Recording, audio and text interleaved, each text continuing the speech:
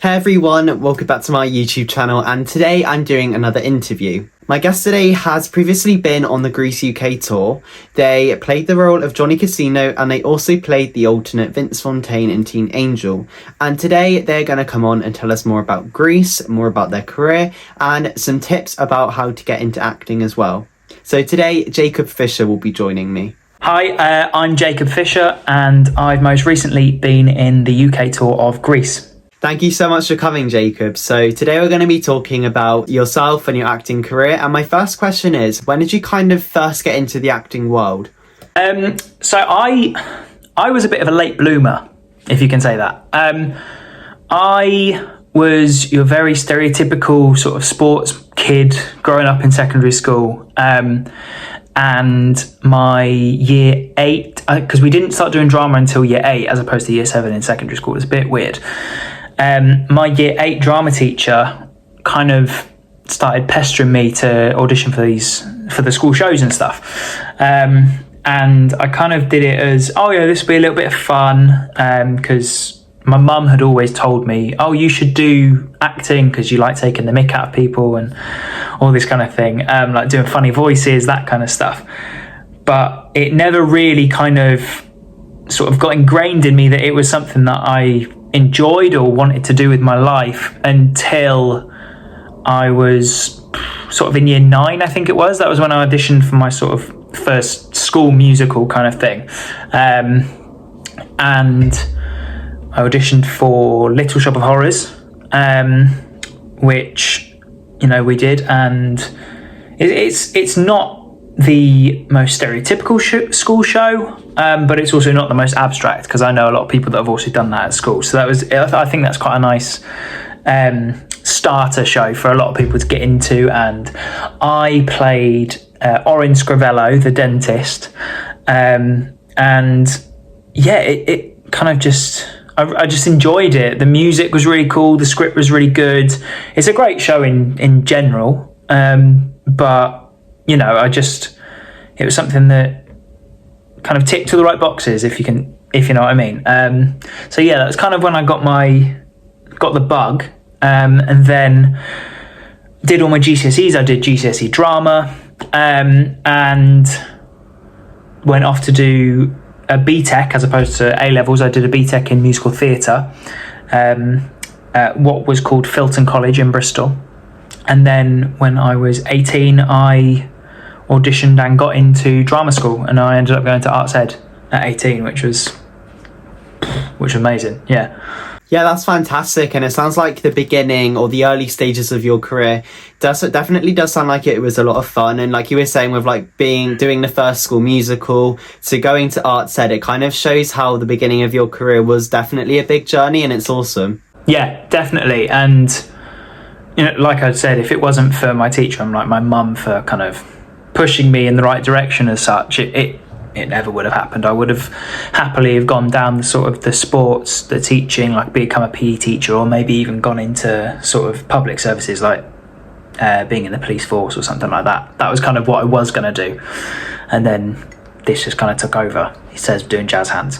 Yeah, it's always kind of interesting to kind of think what else you would be doing if you weren't doing what you're doing now. So it's definitely cool to you kind of even know what you'd probably be doing, which is really interesting. Yeah, exactly. And even now I think, if I was to stop sort of acting and going into sort of a more everyday sort of 9-to-5 job, those are the kind of things I would probably go and do. Something that is not necessarily vocational, but it's still got physicality. You're not sat behind a desk all the time. You're getting up, you're moving around. That's kind of it's just natural that's what my sort of go-to is to do, really. Oh yeah, definitely. And I definitely think like there's definitely some more practical people, and then there's also the people who would rather kind of sit down and do their own thing by themselves. So I definitely think acting is one of those things which you kind of have to be very active and practical to do. So obviously, as you mentioned earlier, you have been part of Grease the UK tour. But before we talk about what it was like touring the UK and being on the show, what was it like actually auditioning for it? I've got to cast my mind back quite far, because I auditioned pre-pandemic for this show. so now it's January 2022, and I think I started auditioning February 2020 for that show. And sometimes auditions can last 6 weeks, sometimes auditions can last 2 days, sometimes you can have you send a video in from home. But this one was one of the auditions, I think it lasted sort of 3 or 4 weeks. And I think I had about 5 separate rounds, sort of when I got called in, like 5 different days as such. And I think I started off with a dance round, if I remember rightly, and I walked into the room and you had Arlene Phillips there. So Arlene is the choreographer, and her sort of associate choreographer Richard Rowe was also there, and they were taking the auditions, but then we also had the casting director, and I think Nikolai, the director, was also there. So we learned 3 routines on that day, I believe. That was all in the space of an hour and a half. And then if you were successful, you get brought back for another one. That could be later on that day, or that could be another day entirely. So I was lucky enough to get asked back to sing my own songs, so my repertoire as such. So I brought in a couple of different songs, and they said, okay, well, we want to hear this one or this one. And then I was lucky enough to get through that one, and they sent me material from the show. And I think I had 3 days to learn. I think it was 2 songs and 2 scenes. But alongside that, I was asked to write my own monologue for the characters that I was auditioning for. So that kind of took up most of my time, is trying to write something that I would deem worthy for my characters, you know. But every time I went into the room, it was such a welcoming atmosphere. Everybody, you'd be met at the door, you'd be walked to where you'd be auditioning, not like on the X Factor sort of cross on the floor, but you'd be walked from here to there. You'd have a chat.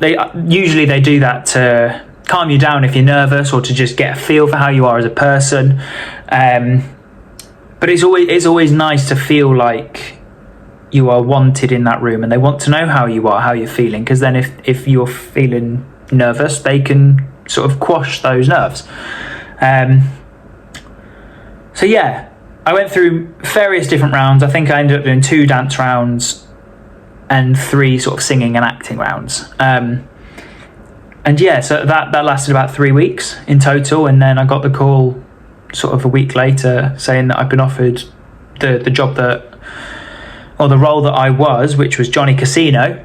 And originally I was offered first cover Vince Fontaine and Teen Angel, and that was it. And then I think it was about a week later, they said, oh, actually, we want to throw in a second cover Danny Zuko, which to me was a bit shocking, because I'm 5'7" and don't look like a Danny Zuko in the slightest. I think I'm more of a Roger or a Doody. So that was quite funny. And then it got to, I think it was then sort of in rehearsals, is when I was actually told, oh, actually, no, we want to make you the alternate for Peter Andre as Vince Fontaine, Teen Angel. So it's kind of like I was auditioning through my rehearsal period to, see if they could bunk me up to this new job title as such. Yeah. Yeah, well, your audition process sounds like it was definitely an interesting one. And the fact it was over kind of within the 4 weeks, you kind of knew, it's definitely extremely quick. And it does sound really interesting, like you were saying with the monologues, because I think that really does help you get into your character. Oh, definitely, yeah.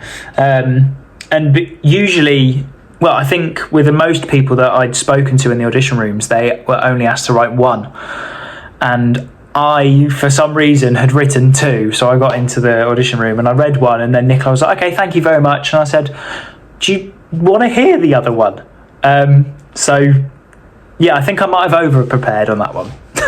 It's better to over-prepare than under-prepare, so at least you were ready in case they maybe didn't like it and you had another one. You had a backup plan. Do you have any advice to somebody who would want to get into acting? So for younger people that want to become actors or actresses, I would say just enjoy it for now. Learn as much as you can. Don't stick to just one thing. If you say at sort of the age of 10, I just want to be on TV, don't limit yourself to that, because then you could get pigeonholed very quickly. Enjoy a mass variety of things, really. Go and try a bit of ballet, go and try a bit of tap, because the variety is when you see where a hidden talent can come out, or a different string to your bow, something in your toolbox which you might not think is what you want to do, but if you did want to go into TV, you might get offered a role in TV in sort of 10-15 years time, which requires you to dance on telly. So it's always going to help you in that respect. And for sort of people of a slightly older age, whether they're sort of teenagers or sort of in college or whatever, even if you're an adult and you go, actually no, I kind of want to give this a go, don't let your head get in the way of what you want to do, because I'm definitely a stickler for this. If I'm second guessing myself, that's when I know I'm not in the zone, I'm not fully committing. You kind of want to let your imagination run free with no filter. Try and get a base level of understanding for the character that you're in, and then let yourself sort of flourish and fly, really. That's kind of the biggest thing I would say is try not to put your own barriers up by blocking off with your head, essentially. Trust yourself, be yourself. You're the best version of you that anyone's going to be. Yeah, that is some great advice, and I definitely agree. It's definitely not a good idea to limit yourself, and I would always be open to whatever opportunity comes your way. So another UK tour that you've done is the Dr. Doolittle tour. So what was that one like for you? So Dr. Doolittle, unfortunately, we actually closed that show early. I don't know what reasons, but it was meant to be a 14-month tour, and we only ended up doing 4 months. But it was such a different show that it didn't feel like it had gone really quickly, or it didn't feel like it had gone slowly. It was a perfect amount of time for me to get my head around what was happening and what the show was, because I was actually learning puppetry on this job. I'd never done any puppetry before. A lot of the characters were puppets, so I was half of Jip the dog, and which when you go into a musical theatre college, you don't necessarily think, I'm gonna go and be in a puppetry show or a puppetry musical, whatever. So that was interesting to learn this very specific style of puppetry. It's called Bunraku puppetry. So we all, on sort of day one, I think it was even for the first week, we didn't do anything other than puppetry workshops and stuff. Because obviously, as humans, we have 2 legs, but a lot of animals have 4 legs or 6 legs, or, some of them fly, some of them, every animal moves differently to a human. So we had to learn how to walk and run as sort of horses and dogs and squirrels, all this kind of thing. So some of us were paired up, so I'd be stood sort of in front of someone, and then I'd have to step with my right foot, then they'd have to go with their left, and I'd go with my left, and then they'd go with their right. So it took a lot of hours to learn how to move as different animals, and then we had to learn different sort of sounds. So we had to learn a seagull, and people had to learn how to be a horse. It was a massive learning experience, and I think it definitely wasn't long enough in the rehearsal period, even though we had a really long rehearsal period. We had 6 weeks when usually you get 3 or 4. But I was still learning on the job, even up until the last day of that contract when we finished. I was still learning different things about this style of puppetry that hopefully I will be able to use in the future. If I don't, great, it's something that I can show my kids. If not, it's something that I've spent 4 months of my life learning, and it's another skill that, as I've said previously, you can add to your bow. It didn't do as well as it should have, in my opinion, that show. But the cast, the company, everybody was lovely. We all got on so well. And yeah, I just wish it had, had a bit more life to it. It was a bit, it was cut short. Yeah, well, it's a shame that it didn't kind of live out how long it was meant to. But like you said, learning that new skill, even if, like you said, you don't use it in the future, is definitely a really, really cool experience to have, because not everybody does experience it. So that's definitely an awesome opportunity you had. So where do you see yourself in 5 years' time? In 5 years' time, I'll be in my 30s. I think a lot of people have sort of like a dream job or a dream show. And I think I don't think it's dangerous. That was the word I was going to use. But I think if you limit yourself to going, that is the pinnacle, then if you are lucky enough to do that, where can you then go from that sort of peak? For me, I have like a tick list of venues or shows or people that I want to work with. So hopefully in 5 years' time, I'll have been able to tick off a few more of these sort of theatres or shows. I think I'd like to have travelled the world a bit more with shows and stuff. Maybe go on an international tour. Do a show that sort of sits down in a specific country for a while. Yeah, stuff like that. That'd be cool. Yeah, well, those are some good goals, because even though there are like some things you'd like to experience, like you said, an international tour, you're kind of really open to what show it is, and I think that's definitely really good. Yeah, exactly. And if you were to limit yourself to a very specific genre of show, then a lot of musical theatre, I would say musical theatre kind of goes in sort of patterns in terms of whether sort of revivals come up a lot in a certain sort of space of time, and then a lot of new shows will come up in a short space of time. So you could bracket yourself out of shows if you stick to one avenue. So, I think it's good to open your horizons and sort of branch out as much as you can do. Yes, I definitely think that is important. So what was it like playing the lead of Joseph in Joseph and his Technicolor Dreamcoat? So when I played Joseph, that was actually the second year that I had done that show. It was at Kilworth House Open Air Theatre in Leicestershire. And I'd been there for the first year that they did it, and I played Issachar cover Joseph, but I never got to go on. So I knew the show really well by the time I was playing Joseph. We did the same version, all the choreography was the same, direction, everything was the same. It's just a complete new set of people, set of cast. So when I actually got to go back and play the part, that was amazing. It's a gorgeous score. Everybody knows it. We'd be there in the middle of summer, sort of early autumn, whatever. Didn't really matter what sort of time of year we were there, but every single audience member would be singing along, regardless. You'd hear one chord and people go, "Oh, I know this song," and they'd start going up. Even before the actors would sing it, you'd hear someone in the audience kind of going over it. And that, with a show like that, that's really nice. Because weirdly, that takes the pressure off of you a bit. Normally, obviously, if you're watching a live theatre show and people in the audience sing along, sometimes you can be like, "Oh, okay, they're not here to watch the show, they're here to just have a good time." But as Joseph, when you hear everyone sing along and having a good time, you just kind of, or at least I relished that a little bit, and I went, "All right, you're having a good time, so I'm going to have a good time too. This will be fun."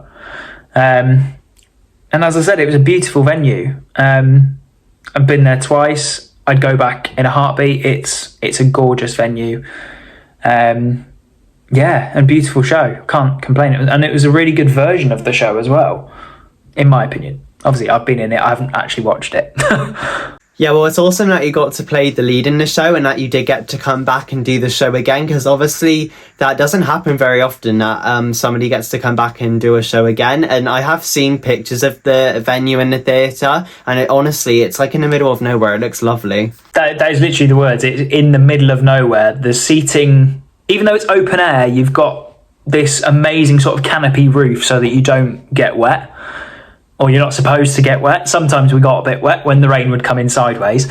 But that just adds to the joy of it. And it's quite magical in that respect, yeah. I agree, because it's kind of like it's nature, really. And it kind of adds to the effect of being in the middle of nowhere. And I guess people probably really didn't mind. No, not at all. Especially in the audience when 9 times out of 10 you are dry. Because it's, that's where the most of the canopy is covering, is the audience members.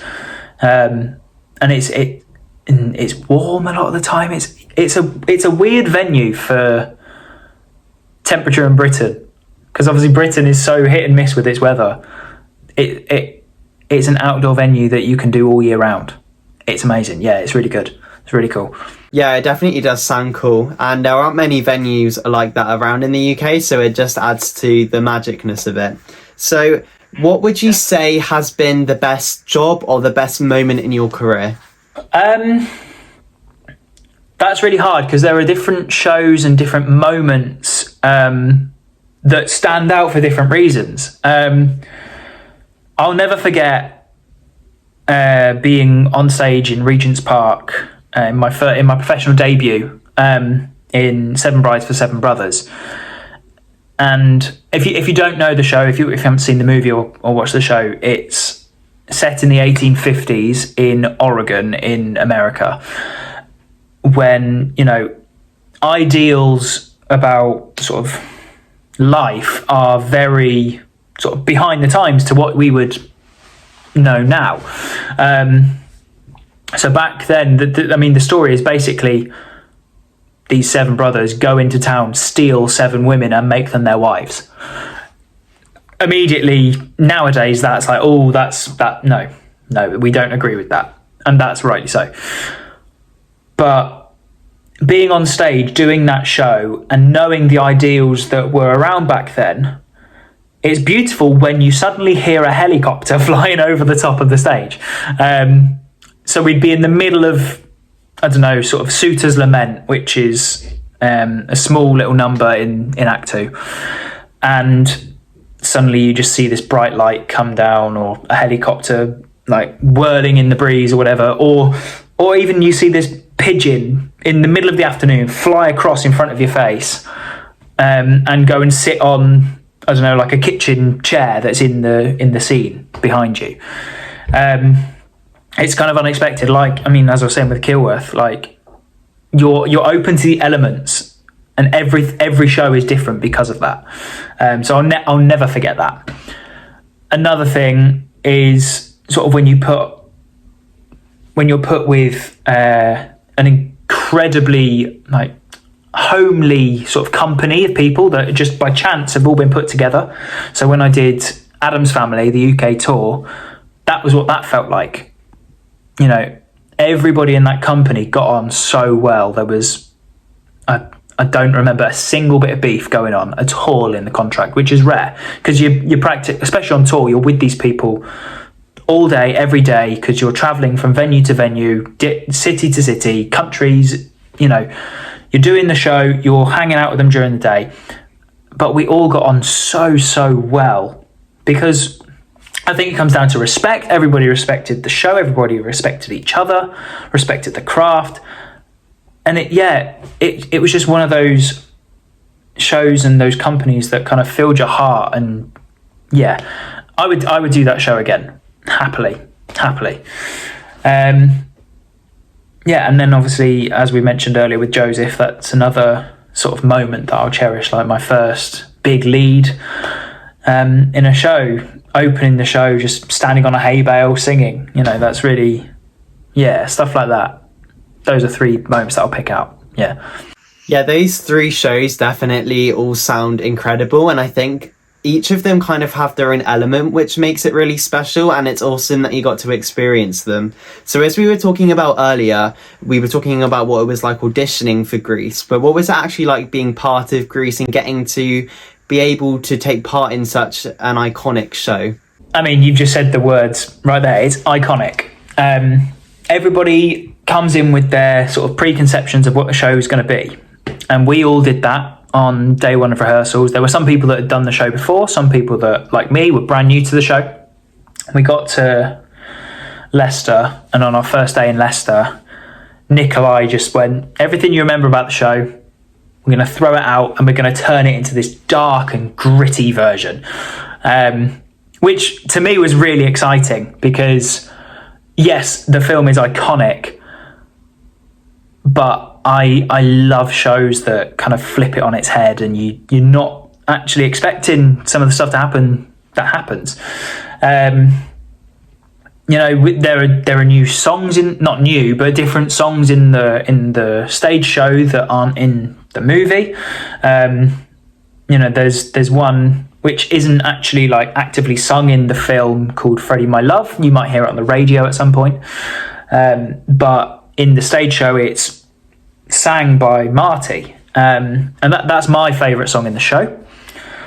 You know, other things like the choreography is completely different. There's none of this. You know, Grease Lightning is completely different. It's very physical.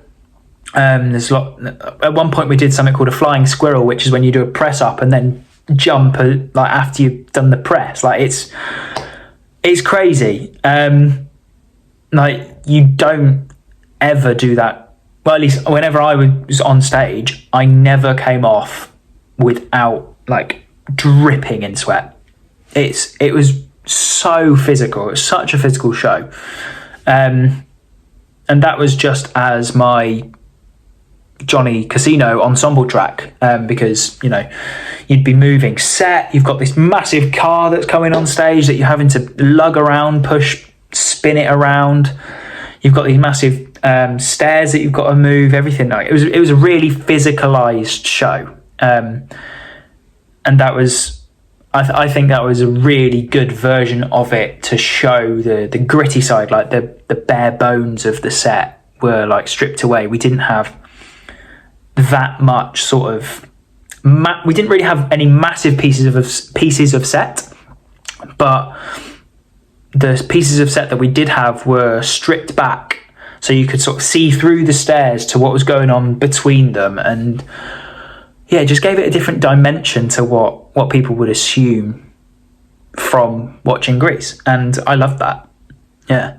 Yeah, Grease sounds like such a fun show to be part of, and also the way the director made it unique is really cool, I guess, because I think, like you said, it's interesting when people do have expectations of a show, but when they do come and watch it, that is very different to what they think, because I think shows which have kind of been on for a long time, it can kind of be interesting to see what else they can be made into. So we're now moving on to the final question, and I kind of wanted to end the interview with something fun. So do you have any funny or interesting stories that you have in Grease or any other shows you've been part of? Funny, interesting ones. I could think of stuff that's happened to me. So in the first year of Joseph, there's the part of the show when Joseph gets sold to the Ishmaelites. And as the brothers, we see these guys on the camel coming in from the distance, and we're like, "Oh, this is really cool. We're gonna sell Joseph to these guys." And a point in the show, this is when we choreographically we go, look, tap, sort of going like a chain reaction from brother to brother. I was, I think, in the second chain of brothers to get tapped, and the lyrics go, "Let us leave him here all alone and he's bound to die." So we did the whole, we saw them coming in and we started singing, "Let us leave him here." Everybody else decided to shut up for this next bit, and I did not know they were going to do this. So I, at the top of my lungs, screamed, "All alone and he's bound to die," realising halfway through this sentence that they had played a trick on me. So the words didn't come out as they should have done. I was laughing. I then went on into the choreography where we were tapping everybody and no one else was tapping. So it was just me on my Todd doing and saying everything on my own. Everyone around me was laughing. Sort of, we could have gotten in a lot of trouble for that one. So that's one thing. But then another thing, which I think is my favourite thing, happened in rehearsals of Addams Family. And if you go and see the show, or if you did see the show, you'll see / have seen the storm at the end of Act 1. Just in the very, very last stages of full disclosure. There's a storm, and at one point in the storm, everybody goes slow-mo. And I thought, do you know what would be really cool? If I did a slow-motion handstand on a table. So I went in with full conviction, and I placed my hands down, I kicked up in slow motion, but I had too much momentum to hold in the slow motion. So I went up, I got to the top, and I went over. The next thing you know, everybody just hears this massive whoosh. It's me falling through the table onto the bench that got me onto the table and onto the floor because I lost so much momentum from going into this handstand. And the rehearsal room just burst out laughing at me. I remember Alistair, the choreographer, just looked at me in hysterics. And we decided then and there that I was not going to do that in the show, which I think was a clever decision. Yeah, there are lots of moments like that. A lot of the time it's when people go, oh, I'm going to try this. Oh, I've just thought of a really good one. And I hope he doesn't mind me saying this. So this is a really good one. It's kind of a you had to be there moment, but I'm hoping everybody can appreciate it. On Grease, one of the cast members who I'll name him, Alex Christian, who played Doody. In rehearsals one day, he's very bold with his choices and he's amazing for it. He decided, I'm gonna try something, and he brought Dale, our assistant director, aside and said, I really want to try something. Would you mind if I just tried it? He didn't say what it was, but he planned to have 2 socks, and he put them on mid-scene and started doing sock puppetry in Grease.